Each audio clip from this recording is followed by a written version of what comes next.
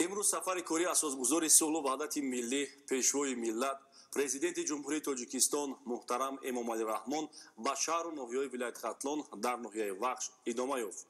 президенти мамлакат муҳтарам эмомалӣ раҳмон нахуст дарвозаи ноҳияи вахшро ки ба истиқболи ҷашни сисолагии истиқлоли давлатии ҷумҳурии тоҷикистон ва дар доираи солҳои рушди деҳот, сайёҳӣ ва ҳунарҳои мардумӣ бо тарҳи хеле зебо сохта шудааст, мавриди баҳрабардорӣ қарор доданд. гузориши хабарнигорони мо. 23 сентябр асосгузори сулҳу ваҳдати миллӣ пешвои миллат президенти ҷумҳурии тоҷикистон муҳтарам эмомалӣ раҳмон дар идомаи сафари корӣ ба шаҳру ноҳияҳои вилояти хатлон ба ноҳияи вахш ташриф оварданд. истиқболи меҳмони воломақом пешвои муаззами миллат муҳтарам эмомалӣ раҳмон аз сӯи роҳбарият ва сокинони сарбаланди ноҳияи вахш дар даромадгоҳи ноҳия ба таври самимӣ бо арҷгузорӣ ба талошу пайгириҳои роҳбарияти олии давлату ҳукумати мамлакат дар роҳи таъмини пешрафти босуботи тоҷикистони азиз сурат гирифт.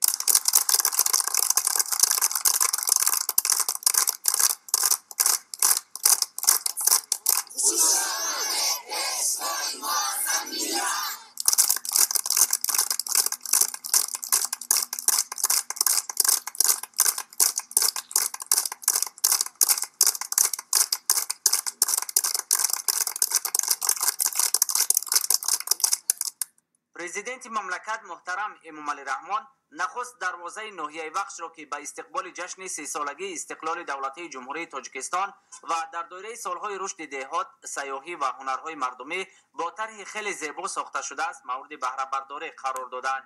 тавре иттилоъ дода шуд, корҳои сохтмонии дарвозаи ноҳияи вахшро сохтмончиёни ҷамъияти дорои масъулияти маҳдуди барқсохтмон ба анҷом расонида тарҳи иншоот аз ҷониби корхонаи фаръии корхонаи воҳиди давлатӣ лоиҳакашии сухтшаҳрофар таҳия гардидааст.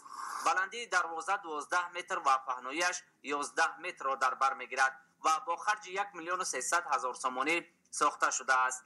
таъкид кардан ба маврид аст ки дар идомаи тадбирҳои созандагию бунёдкорӣ барои истиқболи шоиста аз сисолагии истиқлоли давлатии ҷумҳурии тоҷикистон дар даромадгоҳи ҳар як шаҳру ноҳияи мамлакат дарвозаҳо бунёду ба истифода дода мешавад.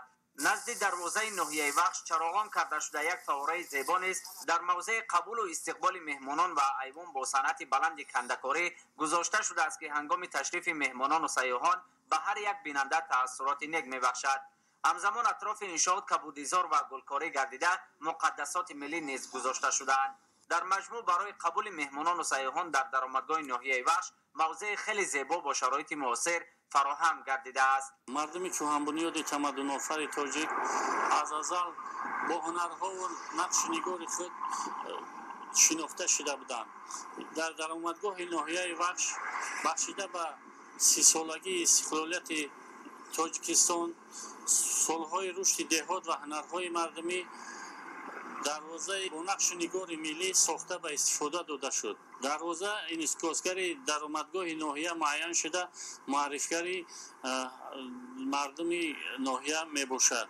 мавзеи дарвоза гулшукуфон буда бо тамоми санъати меъморӣ сохта ору тору дода шудааст. президенти мамлакат муҳтарам эмомалӣ раҳмон сипас роҳи нақлиётгарди ҳудуди шаҳраки кирифро ки баъди монфаршкунии пурра аз ду тараф чароғон гардидааст ба истифода доданд.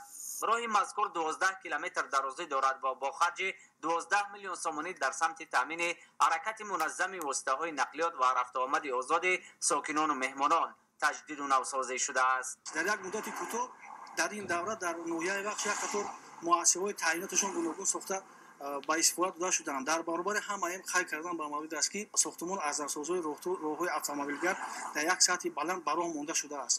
солҳои зиёди тӯлонӣ буд ки роҳҳои ноҳияи вахш таъмирро дидагӣ набуданд ва мардум дар рафтуомад хеле душворӣ мекашиданд. шахсе ки ронанда аст дар сари чамбараки мошин мешинад, аз ин корҳои созандагӣ бунёдкорӣ хубтару беҳтар дарк менамояд. дар даромадгоҳи ноҳияи вахш дарвоза сохтааст ки солҳои зиёд ин сохта нашуда буд. инчунин ҳамаи роҳҳое ки асфалтпӯш карда шуданд пурра чароғон ва гулкорӣ карда шуданд.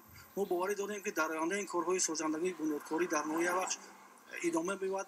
роҳи мазкур бо сифати баланд ва ҷавобгӯ ба талаботи меъёрҳои роҳсозӣ таҷдиду мунфарш карда шуда масъулон ҳангоми корҳо ҳамаи талаботу меъёрҳоро ба инобат гирифтанд. پهنای راه 8 متر و در بعضی موضع‌ها به 12 متر رسیده. پس از نوسازی از کاتگوری سوم به کاتگوری چهارم راهسازی مطابق گردانده شده است. فرمایشگر انشاءات حکومت جمهوری تاجیکستان می باشد. در دو طرف راه 414 عدد ستونپایه 9 متره گذاشته شده است که شبانگاه حرکت واسطه‌های نقلیات در آن بدون مانع صورت می‌گیرد. امروز ما می‌بینیم که شاهراه ناحیه بخش حسن دیگر گرفته است. زیاده از 12 کیلومتر راه‌های ناحیوی اسفالت کرده شدند. پیش همه راه‌ها تاریک بودند. چراغ‌کنانی که در این شاهراه حاضر به جا آورده شده است، هم به رفته‌های نقلیات‌ها و هم به رفته‌های شهروندان ناحیه بسیار مفید میباشد. ما از استقلالیت جمهوری تاجیکستان که به نزدیکی 30 سالگی را قید میکنیم، همه شهروندان ناحیه بخش، همه زحمتکشان در آن کوشش دارند که با دستاوردهای بزرگ 30 سالگی استقلال جمهوری تاجیکستان را ما پیشواز گیریم. حاضر در ناحیه همه خرد و کلان در آبادانی، در روشنکنانی و در ترقی دادن چه خواجگی خلق و چه صنعت و کشاورزی مشغول میباشند. راه مذکور سالها باز تعمیر طلب بود و اینک با فیض استقلال مورد نوسازی قرار گرفت و مشکل چند ساله رانندگان و ساکنان در این سمت پره از میان رفت. در دایره منفرش‌کنی راه همزمان دو پل ماشین گذر با درازه 12 و 22 متر پره نوسازی گردیده از دو طرف با پنجره‌های زیبای روشنایی دهنده زینت داده شدند. در قطعه‌های گوناگون راه 20 عدد ایستگاه زمانوی نیز گذاشته شده است. مورد استفاده قرار گرفتن راه اتومبیلگرد در روزهای استقبال از 29مین سالگرد استقلال دولتی جمهوری تاجیکستان همچون تحفه ارزشمند حکومت مملکت برای رانندگان و ساکنان ناحیه وخش می باشد. راهو سوز نبودن به نهایت نقص شدگی حاضر راهو اسفالت پوش هم بهترین شدگی ده شبانه توریک بود مثالی توی جو رفتنش. تاکید کردم با مورد است که در ادامه تدبیرهای سازندگی به استقبال 30 سالگی استقلال دولتی از درآمدگاه ناحیه وخش تا دهات 20 سالگی استقلالیت تاجیکستان راهها نوسازی گردیده از دو طرف پر چراغان کرده شدند. تجدید و نوسازی راههای محلی در دیگر دهات ناحیه وخش با سرعت ادامه دارد. در حدود ناحیه وخش 237 کیلومتر راهها موجود است که از این 169 کیلومترش دارای اهمیت محلی و 67 کیلومتر دیگر راههای دارای اهمیت بین المللی در بر میگیرد. طور اطلاع داده شد در دایره آمادگی ها با 30 سالگی استقلال دولتی جمهوری تاجیکستان و سالهای رشد دهات سیاحی و هنرهای مردمی در ناحیه وخش تا به امروز 25 کیلومتر راهها پره تعمیر و نوسازی گردیده در اساس نقشه آبادانی ها باز 20 کیلومتر دیگر منفرش کرده می شود.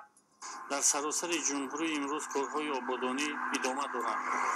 ناحیه وخش نیز در قطار دیگر ناحیه‌های کشور با روی کارهای آبادانی و سازندگی کارهای زیاد را به انجام رساندند. از جمله ساختمان راهی که حاضر ما ایستاده‌ایم در آن زیاده از 12 کیلومتر راه با مبلغ‌زاری حکومت جمهوری تاجیکستان از نوسازی کرده شد که برای حیات اقتصادی و اجتماعی خلق رول بسیار مهم دارد.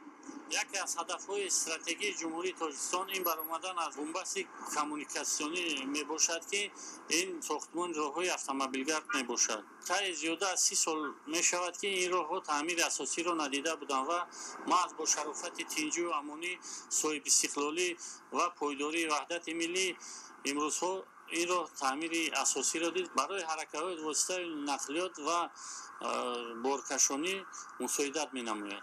سرور دولت محترم امامعلی رحمان ضمن بازدید از راه اتومبیلگرد با صفت کارهای انجام یافته بهای بلند داده مسئولان را جهت روانه نمودن توجه زیاد برای در حالت خوب نگه داشتن راه و تامین منظم حرکت واسطه‌های نقلیات در همه فصل‌های سال موظف نمودند.